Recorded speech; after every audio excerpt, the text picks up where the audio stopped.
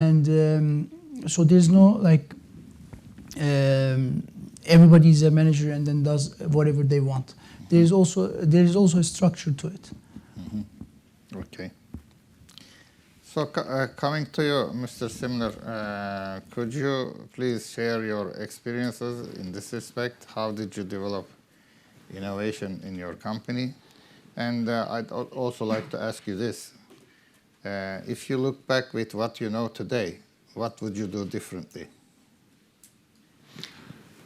I wouldn't do it differently. I think it was exactly the right way to do that.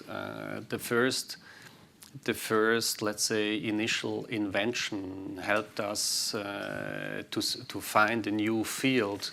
To find a new field, I mean, the company was founded in water-based adhesives for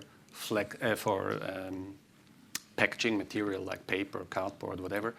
And the initial invention, or the invention we had, gave us the chance to go into the field of a new industry.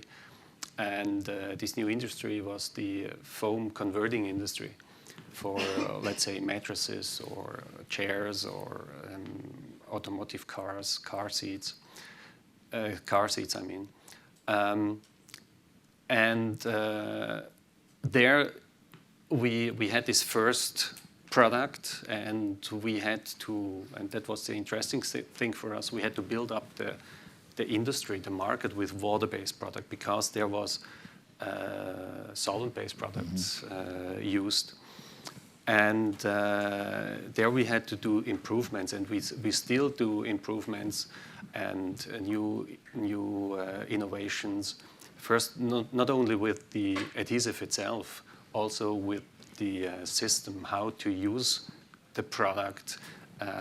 We are creating new kinds of, let's say, spray guns or application methods. Then we have new products where we found some kind of disadvantage of water-based products.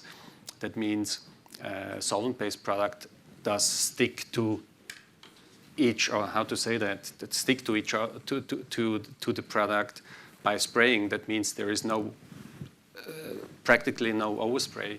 Mm-hmm. And if you spray a water-based product, there you can find overspray. That means there will be a mess around the spray table if you don't care about the right settings. And so we found there a solution to offer to the customers overspray-free product. And that's a technique we found in our development work. And so this is how we go forward. And there are still a lot of, or there's still a lot of potential to improve those products and to make it better, to make it much more helpful for the customers. Mm-hmm. In your company, how much of the innovation ideas are coming, let's say, from top down, and how much is coming from bottom up, in your opinion? Because you are very knowledgeable in your field, and you have worked also with your father, the founder of the company, who was an innovator himself, as I understand. So how is the balance of what is coming from top, what's coming from bottom? It's difficult to say. We try to find ways not to put this kind of ideas from the top side inside the system. One of it, for example, is our continuous improvement program we started. And this helps to bring the information to the right people, even in development or in R&D department. But I think it's not only the product innovation, it's also the innovation we have in our whole company process or whole organization. And that's very important, we think. And we found there good ways to do that. So that part is coming more from the bottom, and the more technology side is coming from the top, or both ways? I think it's both ways. Both ways, so okay. everybody has a chance. For example, there is software implemented by us where everybody can give, we say this, chance for improvement. Everybody can put in each computer has access to this program, to this software, and everybody can put in his ideas, and then we will check all the ideas and we go forward. So this is really a process to catch such ideas and to check if it is an improvement or if there is a chance to come forward. Mm. Oh, this is great. You have an idea management system then. Yes. Okay, yes. Great. Okay, Şelale Hanım, sizce inovasyon söz konusu olduğunda aile şirketlerinin bir avantajı var mı yoksa tam tersi mi? Ne dersiniz? Sabahtan beri konuşuluyor. That's actually a tricky question because for every advantage that I can think of, if it's for everything that causes an advantage, it could also cause a disadvantage. So I was thinking about this question yesterday, and there are actually 6 things that came to my mind, and some of them my fellow speakers have already talked about. One of them is long-term vision and risk-taking, which allows for a different profile of risk. But at the same time, this long-term view might be crippling for decision-making. It's just like, oh, we have all the time, we don't need to do that now, we can do it later attitude. So it could be an advantage or a disadvantage. The second thing is this need to extract value, the need to create value in the company, pushes you to do more things. But at the same time, this value orientation sometimes might cause risk aversion as well. The third one, Cem talked about this next-gen view.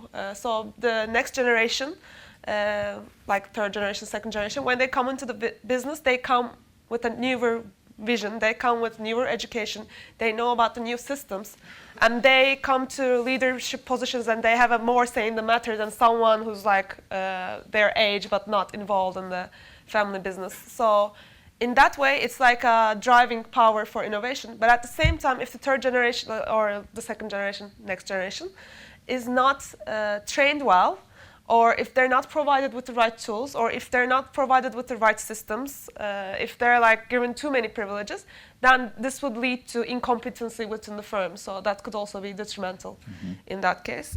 The fourth one is one of the speakers talked about it. The family businesses have a motivation to surpass because you always want to build on the legacy. You want to go forward. You want to do better than your father. And your father wanted to do better than your grandfather, or in my case, my mother. So you have this motivation to surpass. So that is also a driver for innovation. But on the other hand, there is example before you, so you might end up just being in their footsteps, not doing your own way, just sticking to what they say, and they might be pressuring you to do that too, which happens in a lot of family businesses. The fifth one is there's generational know-how in the family business because the managers, the main business starters, are still in the business, still involved in the business.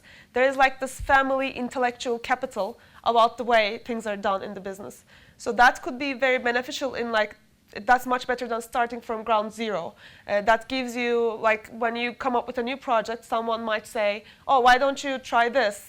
We did this in the past, so you might go this way. So it actually fastens your path. But again, it's easy to see the downside of this is that it might be, you might be just stuck to the old ways too much. As one of the speakers said, you might be oh, that's how we always done it, or we never done it like that kind of attitude.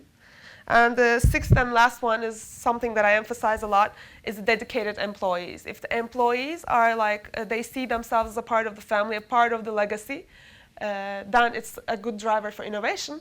But on the other side of the medallion, it could lead to behaviors such as, we don't want to change. They might reject any new systems because they're so bona fide in the family business.